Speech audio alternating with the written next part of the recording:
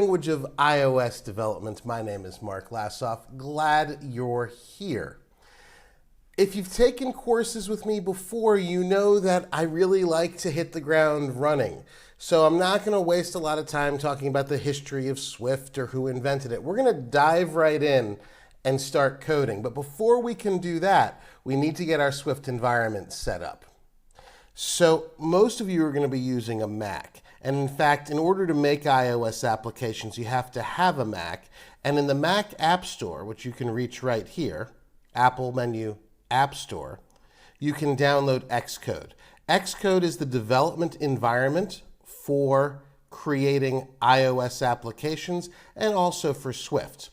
Now, if you have a PC, you can't create iOS applications, but believe it or not, you can use Swift. So I'll be including some instructions to help you do that in PDF form. So if you're a Windows user, look for the PDF so you can get going on Swift as well. Once you have Xcode installed, Xcode works like any other piece of software on your machine. The Xcode icon looks like that right there. And once you load it up, you'll see the Welcome to Xcode and the current version of Xcode that you're using.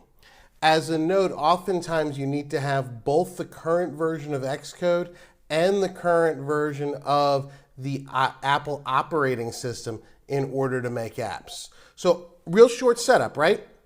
Get your Xcode installed, run it, and you're ready to go. If you're on a Windows machine, you're not going to be able to make iOS apps, but you can create Swift code and run it on your machine. You'll do that using the PDF instructions I've included. In the next video, we'll enter some code. See you there.